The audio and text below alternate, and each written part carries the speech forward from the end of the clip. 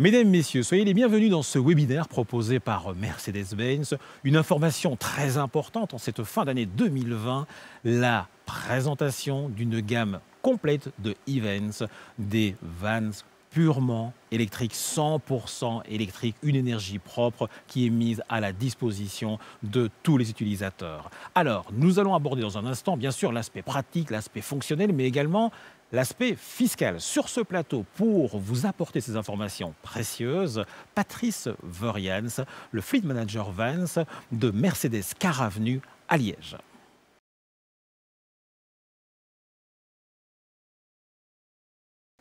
Patrice Veurians, bonjour. Bonjour. Très heureux de vous retrouver pour cette présentation. C'est vrai que c'est un événement attendu aussi, ça, chez Mercedes, d'avoir comme cela une gamme étendue, parfaite, complète de Evans. Oui, bien sûr.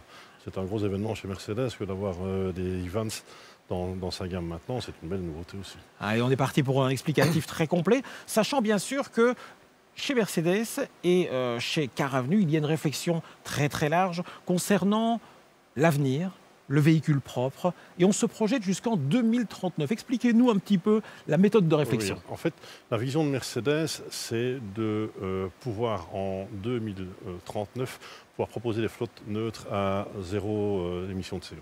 Donc pour le moment, pour 2022, l'objectif est production au niveau mondial des voitures particulières et pour les utilitaires sans émission de CO. Ensuite, l'objectif suivant, c'est 50% des véhicules hybrides et plug-in, et pour 2039, la flotte neutre au niveau CO2. Ce qui est intéressant aussi chez Mercedes, c'est que finalement la gamme elle est complète maintenant. À partir du moment où l'on parle de voitures électriques, on parlait déjà de voitures hybrides par le passé bien sûr, pour les particuliers. Là on avance encore d'un step puisqu'il y a les Evans désormais, et puis il y a aussi les camions bien sûr dans la proposition vers les clients. Oui, en fait, Mercedes peut se targuer de proposer l'ensemble de sa gamme au niveau électrique. Donc aussi bien le van que le véhicule pour particuliers et le truck. On aura bien sûr la chance de découvrir avec vous, de les présenter, ces magnifiques Vans qui sont désormais dans les concessions que l'on peut voir, que l'on peut approcher, sachant bien sûr qu'il y aura une évolution parce que les mesures Covid pour l'instant ne permettent pas des essais. Et donc on est en situation du mois de décembre et on espère bien sûr pour les clients les proposer assez rapidement. Alors j'en reviens bien sûr à la réflexion globale concernant l'évolution d'une consommation propre. Là, c'est pour demain. Les ingénieurs, en 2025 déjà, ils ont réfléchi et on sait que on regarde l'évolution de certaines grandes villes, par exemple, on regarde la volonté de durabilité, ce sont des éléments importants qui entrent en compte dans la commercialisation de véhicules électriques. Et ce sont des choses dont on doit absolument tenir compte parce que maintenant, la méga tendance mondiale conduise vers l'électricité, conduise vers un style de conduite, une utilisation propre des véhicules. Donc si on regarde au niveau de l'urbanisation et des mégalopoles, on a de plus en plus naturellement cette concentration. On a aussi la demande en émissions de CO2 doit absolument diminuer pour le bien-être de la planète.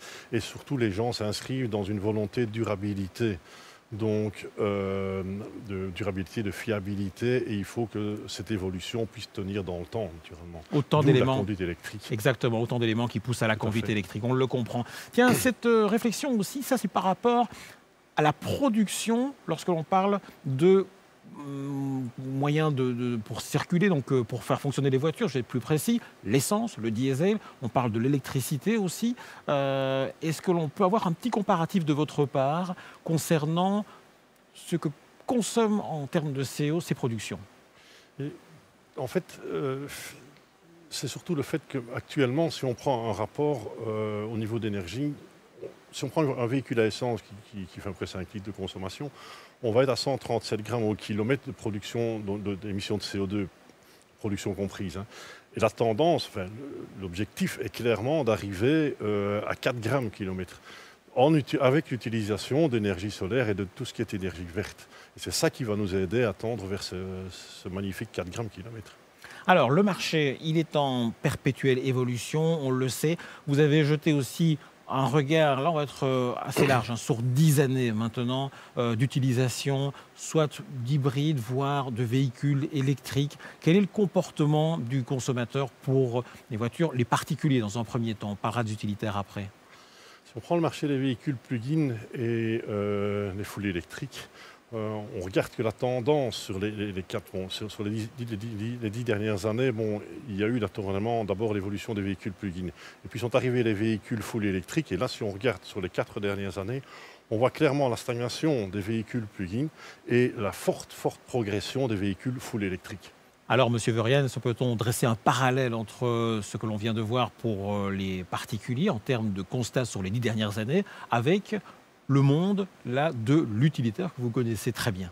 Oui, bien sûr. Le monde de l'utilitaire évolue aussi fortement au niveau des véhicules électriques. Sur la part de marché actuelle, Mercedes peut arriver troisième. Et ça, en comptant uniquement, ça concerne les e-Vito, puisque la nouvelle gamme se présente actuellement. Donc, ce n'est qu'un véhicule dans ce cas-ci. Ce n'est qu'un véhicule, ça ne concerne qu'un véhicule à part le marché actuel. Mais il y a déjà, globalement, vous le constatez, une envie de passer à l'électrique, au full électrique pour le véhicule utilitaire. Oui, dans certains domaines, clairement, le full électrique est apprécié. Alors, vous me dites ça en conclusion, mais bon, maintenant, moi, je vais vous dire, j'espère qu'il y a suffisamment de bornes présentes dans différents pays, dans différentes villes. On peut peut-être avoir d'abord un regard plus européen. Quels sont les grands pays qui, aujourd'hui, proposent le plus de bornes? Il y a clairement 4 pays qui se détachent au niveau du nombre de bornes. Et on peut citer en premier les Pays-Bas, ensuite l'Allemagne, la France et le Royaume-Uni. Au niveau de la Belgique, actuellement, on retrouve à peu plus de 3000 points de charge. Et surtout, on attend très prochainement une grosse évolution avec un projet d'expansion de plus ou moins 800 points, et ça, de charge à court terme. Non, effectivement. Donc on sent qu'il y a une vraie réflexion de la part des installateurs, de la part des autorités aussi, pour pouvoir répondre au mieux à la demande des clients, des particuliers, mais aussi des personnes qui utiliseront les fameux vans, ce que l'on va découvrir dans quelques instants, full électrique, bien évidemment. Tiens, on peut parler de Ionity. Ça, c'est comme une nouvelle marque de station, je vais le dire comme ça. C'est plus la station essence, mais que l'on appelait communément la station essence, mais désormais, ça va s'appeler la station électrique. Elle existe depuis 2017. Oui, tout à fait. Ça, c'est une joint venture en fait entre Daimler, BMW, Ford et Volkswagen. En fait, le but de ce développement de réseau, c'est un réseau européen avec des points de charge rapides. Et on pourra avoir des charges allant jusqu'à 350 kW. Donc ça vous permet naturellement de charger en peu de temps et d'augmenter votre disponibilité. Oui, ça c'est le principe effectivement, c'est que l'on puisse s'arrêter un minimum de temps. Exemple, une pause autoroute, pour autant que ça puisse se réaliser, prendre un petit café si le petit café est ouvert, et puis pendant ce temps-là, c'est peut-être 15 minutes, et on peut recharger à ce moment-là le véhicule. Tout à fait. Avec une capacité qui sera à nouveau intéressante pour poursuivre son chemin, si je comprends bien. Monsieur Vuriens, il existe 3 villes en Belgique, Anvers, Bruxelles et Gand, où actuellement il y a une réflexion parce qu'on souhaite diminuer le volume d'émissions de CO2. Ça aussi, ça va dans le sens de l'électricité à 100% pour certains véhicules. C'est une réflexion évidemment que vous avez intégrée et que chez Car Avenue, on a intégré évidemment pour proposer ces nouveaux véhicules, les nouveaux Events full électriques. Oui, tout à fait. Ça rentre bien dans le concept en fait des véhicules full électriques. Parce qu'on a actuellement ces 3 villes que vous venez de citer qui sont des zones à faible émission. Donc on peut encore y rentrer avec certains véhicules, pas tous. Mais il ne faut pas se leurrer, la tendance va être à 0 émission dans certaines zones-là. Ce qui veut dire plus de voitures diesel, d'ici X mois peut-être, X années, plus de véhicules essence. Clairement, ça va être la tendance, c'est d'avoir des véhicules 0 émission sur des hypercentres. Voilà, donc évidemment, ça peut peut-être déjà orienter l'acheteur potentiel vers cette nouvelle gamme de véhicules que sont les Events électriques, full électriques. On le comprend. Tiens, on évoque peut-être avec vous certaines collaborations avec des grandes enseignes qui existent. Vous avez un exemple à nous citer? Oui, mais si on prend l'exemple, par exemple, d'Amazon, qui rentre tout à fait dans le concept de ce qu'on vient de parler, qui a commandé et qui a fait confiance à Mercedes pour 1200 Sprinter et 600 e-Vito. Tout ça pour ses livraisons intra. Donc, c'est je pense, une très très belle référence au niveau Evans. En plus, ce sont généralement aussi des commandes qui peuvent arriver dans les villes. Et donc, le cycle urbain se prête bien à ce que l'on fonctionne avec l'électrique. Oui, clairement. C'est la destination de ces véhicules, c'est de faire des livraisons dans un rayon relativement court, mais en centre urbain. Et donc, on rejoint un petit peu ce qu'on disait il y a un instant avec Bruxelles, avec Anvers, avec Gand précisément. Exactement. Et l'eau fraîche, ça c'est un autre cas de figure avec une spécificité quand même au niveau du véhicule. La spécificité des HelloFresh, c'est en fait que donc ils ont pris livraison dernièrement de 7 fourgons Vito, des e-Vito, et ces véhicules sont équipés d'un module de refroidissement Kestner. Donc vous avez un véhicule électrique, énergie électrique, équipé d'un refroidissement pour la zone de chargement. D'accord, je comprends. L'ASPI maintenant, ça c'est un cas de figure particulier. Autre partenaire, nouveau partenaire peut-être chez Mercedes, avec une volonté de leasing. Là aussi, donc, c'est une possibilité qui est offerte. Tout à fait. Bien sûr, le véhicule, les Evans peuvent aussi profiter de toutes nos formules de financement, sans aucun souci, dans le même concept que les autres. Je sais que c'est une de vos réflexions quotidiennes, bien sûr. Est-ce qu'au niveau du fleet, les entreprises sont sensibilisées, de plus en plus sensibilisées avec ces nouveaux vans qui arrivent sur le marché full électrique? Oui, bien sûr. Au niveau du fleet, on a beaucoup de demandes au niveau du véhicule électrique parce que ils sont bien conscients que c'est l'avenir et puis dans leur flotte, avoir un véhicule électrique est important, mais si même on reste encore sur des flottes mixtes, on peut avoir électrique et diesel, mais aussi savoir que le véhicule électrique a une utilisation, le profil d'utilisation d'un véhicule électrique, en fait, c'est majoritairement en zone urbaine. C'est une distance quotidienne en moyenne de 100 km. Souvent, ce sont des itinéraires récurrents et fixes, ce qui leur permet d'avoir le point de charge à disposition directe. Parfait. Vous l'avez évoqué il y a un instant, la distance. C'est vrai que en tant qu'utilisateur, j'aurais tendance à vous dire peut-être, je suis en livraison, j'ai 150, 200 km au compteur tous les jours. Et puis on se rend compte qu'il y a une étude qui dément finalement ma réflexion première. C'est peut-être ça aussi un paramètre important pour l'achat d'un véhicule. Expliquez-nous les conclusions de cette enquête. Clairement, votre réflexion est tout à fait logique et c'est celle qu'on entend le plus fréquemment.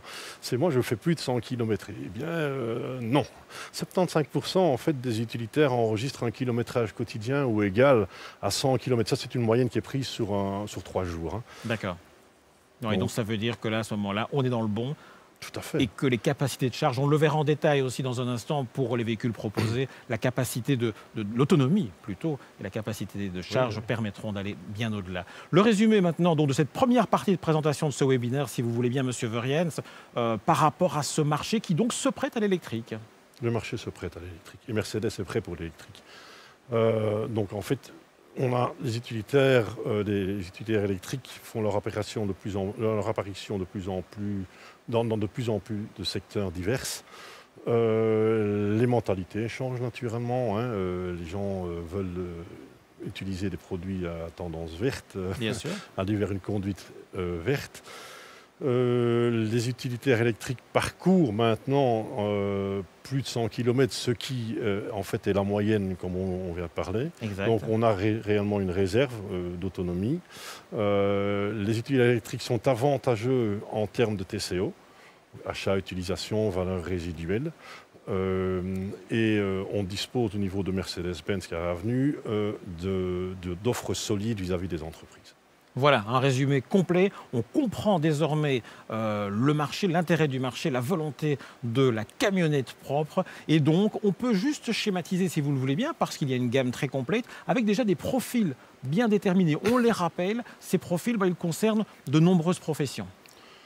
Oui, bien sûr, c'est diversifié. Nous avons le e-Sprinter, par exemple, qui lui peut s'orienter vers des clients commerciaux, des entreprises de services, de construction, de transport, des services de colis-livraison.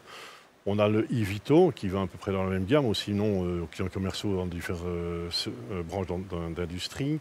On a l'e-Tourer, qui est un transport commercial ou non de passagers, indépendant, profession libérale. Et alors, on passe sur un EQV, qui est qui peut être aussi à usage privé pour les familles, les indépendants, professions libérales, transport aussi style premium. Bien sûr, oui. Donc ça, c'est vraiment le high level, quoi. Ça, Voilà. c'est vraiment classe. Voilà. La vraie classe. Eh bien, justement, l'EQV, si vous le voulez bien, on vous propose de le découvrir à présent. C'est un magnifique 8 places. Hein. C'est le dernier né de la gamme. Donc c'est un magnifique 8 places avec tout le luxe et la prestance qu'il faut. C'est un véhicule qui vous permet une autonomie de 355 km. C'est un véhicule qui est équipé d'origine des batteries long range, donc d'où l'autonomie 355 km. C'est des batteries qui ont une capacité de 100 km. C'est un 8 places.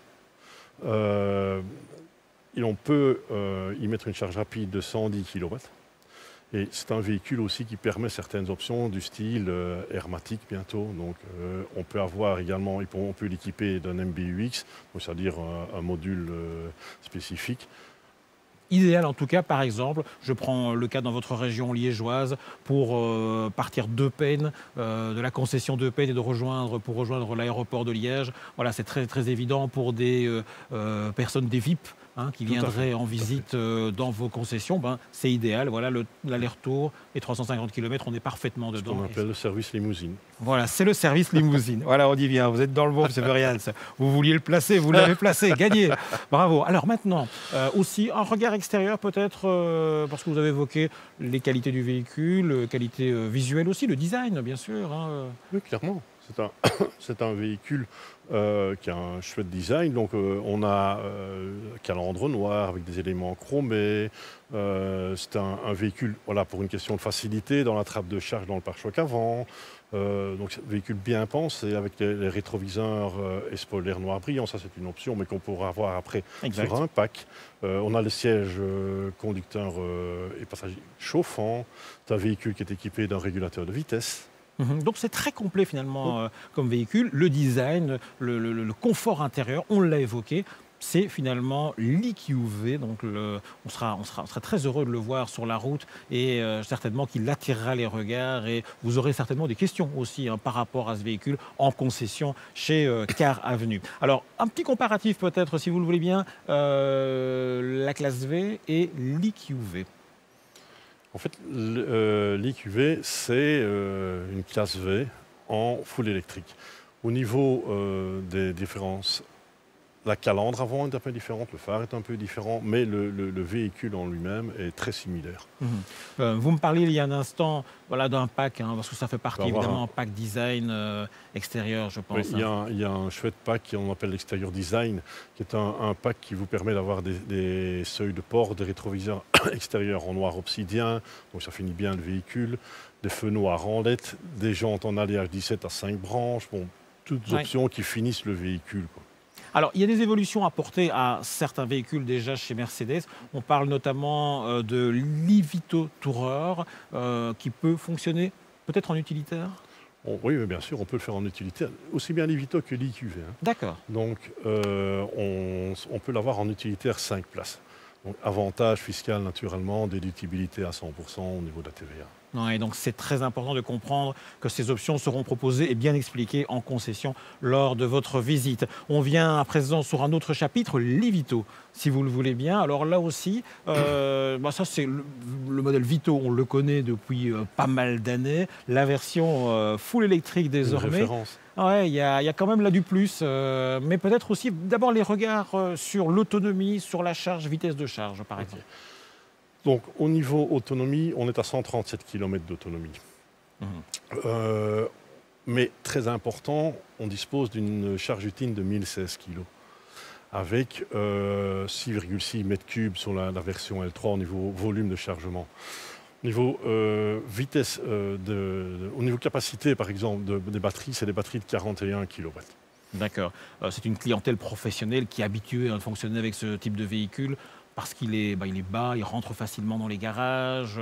Je pense que c'est un petit peu l'objectif recherché aussi. Il y a quand même malgré tout une charge importante. Oui, tout à fait. Et il y a un point aussi qu'il faut soulever, c'est que ce véhicule dispose de 4 niveaux de récupération. Donc ça vous permet aussi de modifier votre autonomie et d'avoir plus de kilomètres à pouvoir parcourir. Alors, l'e-Vito Tourer, maintenant, j'avance petit à petit dans les possibilités qui sont proposées. C'est aussi un modèle qui aura son succès, j'ai l'impression. Oui, avec la grosse différence actuellement, c'est que l'e-Vito Tourer est équipé de batteries long range, donc des batteries qui lui permettent des batteries de 100 kW qui lui permettent une autonomie de 360 km. Et c'est une puissance moteur de 150 kW. Ouais, ça, c'est vraiment recherché, effectivement, avoir cette autonomie et ce confort au sein des véhicules. Et surtout 9 places. Hein. Ah oui, ça c'est le gros avantage de l'e-Tourer, c'est un 9 places. exactement. Pour peut-être les vacances en famille, en Belgique et ailleurs. Oui, ou bien le transport de personnes sur site urbain, transport des ouvriers ou quoi que ce soit hein, dans les sociétés. On peut transporter le personnel aussi avec. Très pratique, effectivement, comme véhicule.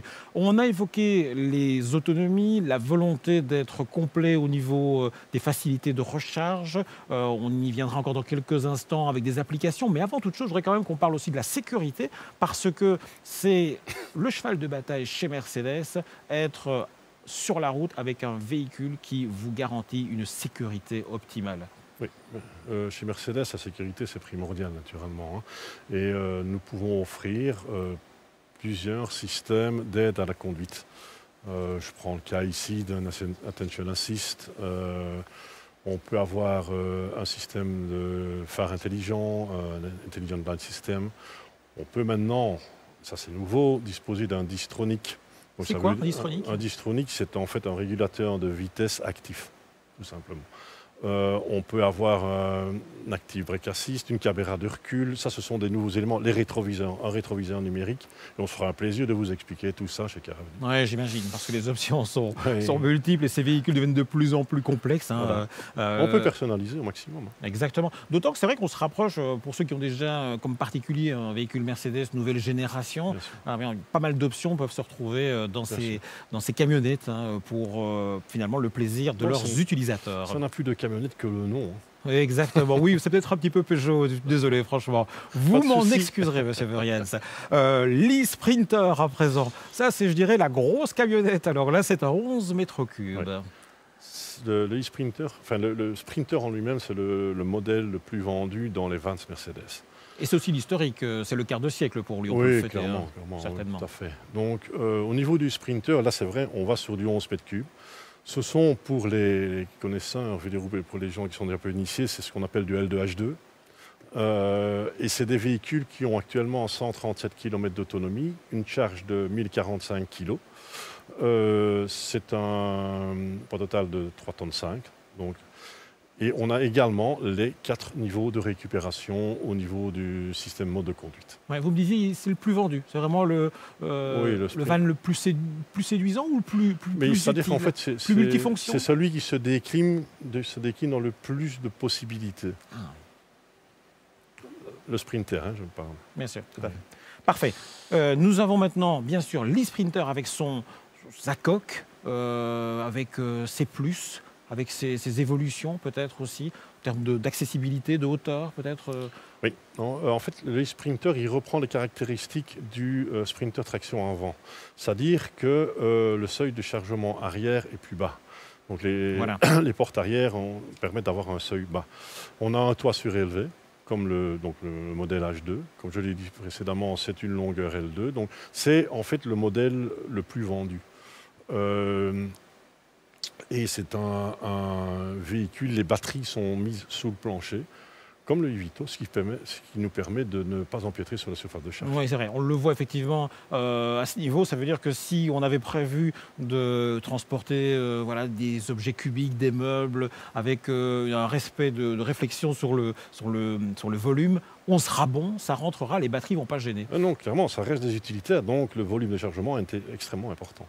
Donc, habitacle et espace de chargement, l'e-Sprinter, vous le voyez, aussi très confortable pour la conduite. On a une vue sur le poste de la cabine de conduite, je dirais, qui est de plus en plus confortable sur ce type de véhicule. Et dans les nouveaux Sprinters, nos clients chez Caravelle, souvent nous disent mais c'est plus confortable que certains véhicules, que certaines voitures.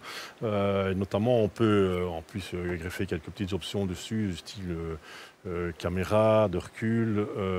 Vous avez d'office les sièges chauffants, conducteurs et passagers.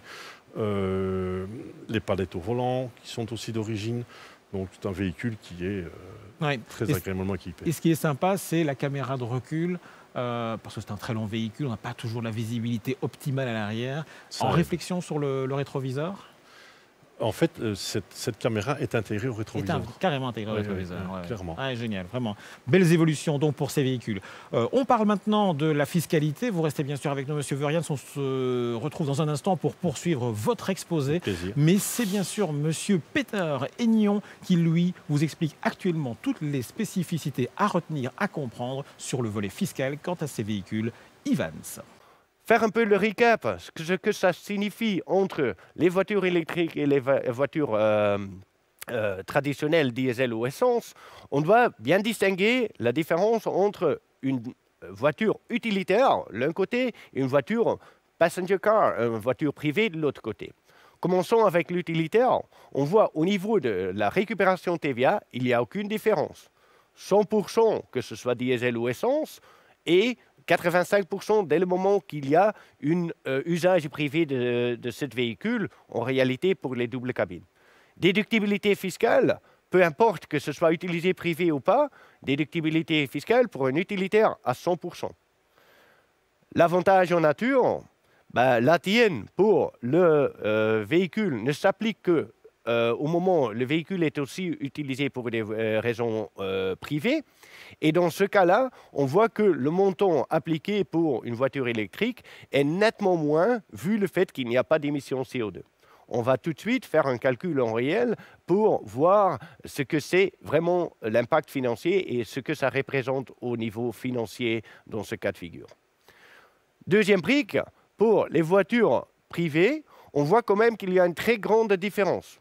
Donc pour tout ce qui est notre toureur, on voit que la différence ne se trouve pas au niveau de récupération TVA, parce que la récupération TVA, ça reste 35%, n'importe que ce soit un diesel ou une essence ou une électrique.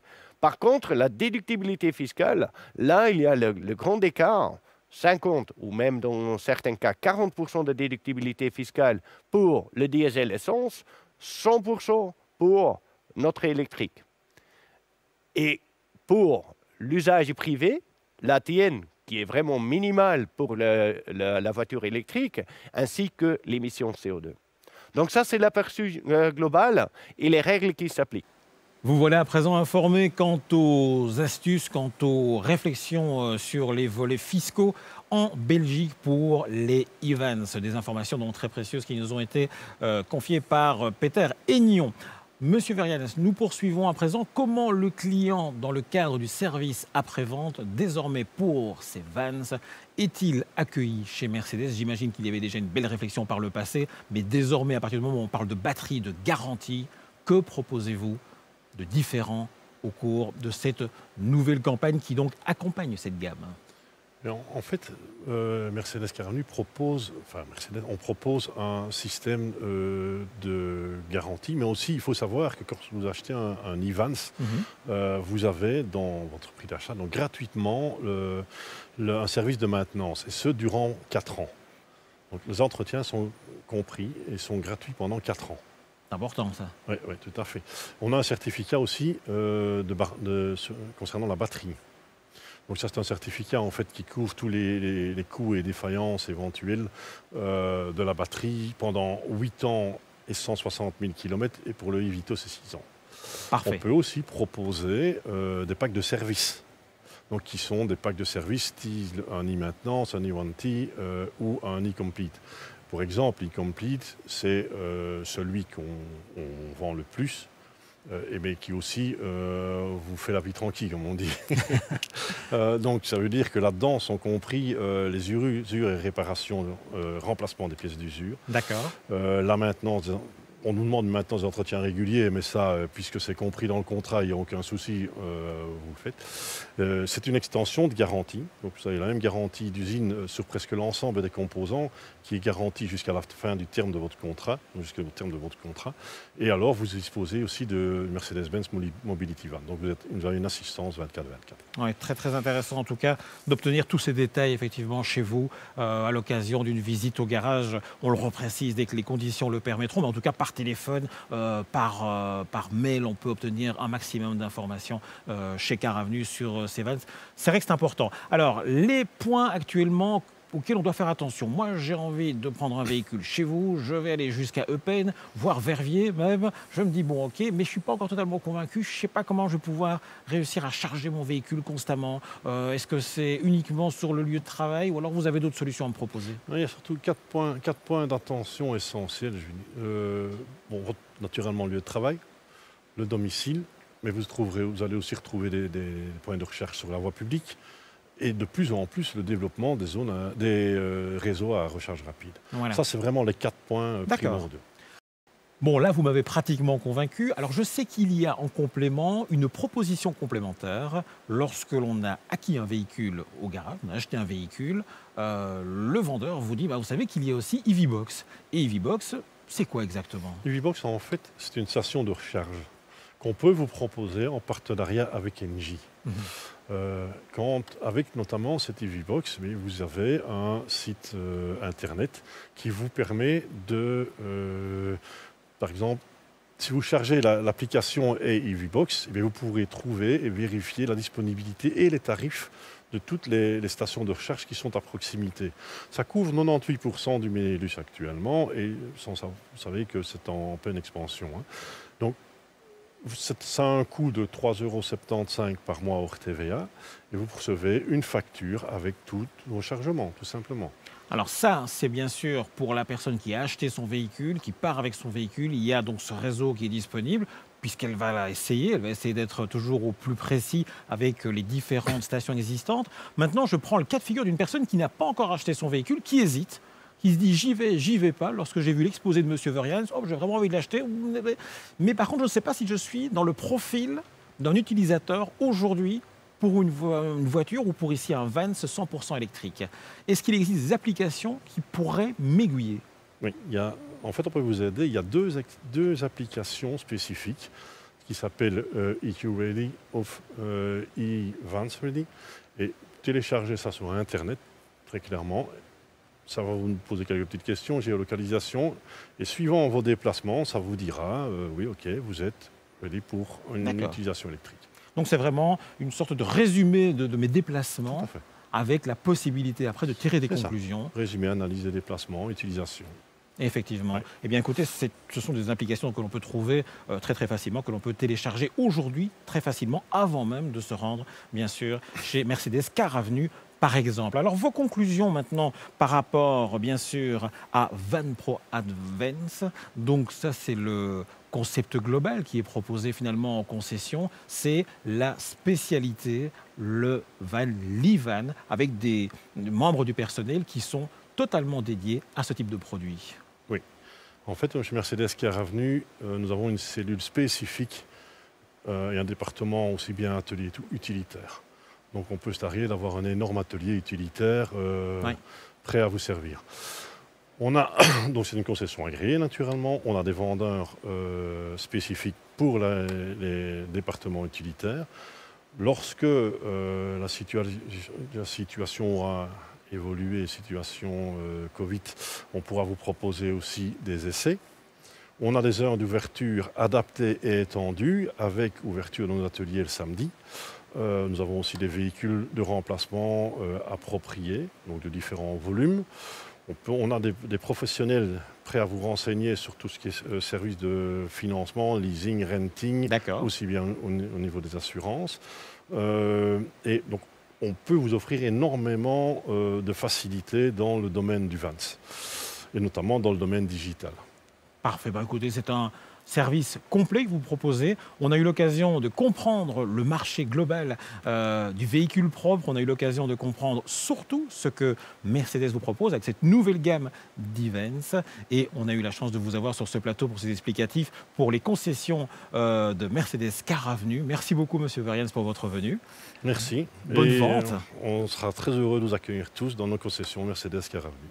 Merci beaucoup. À bientôt. Bonne route et prudence. Merci.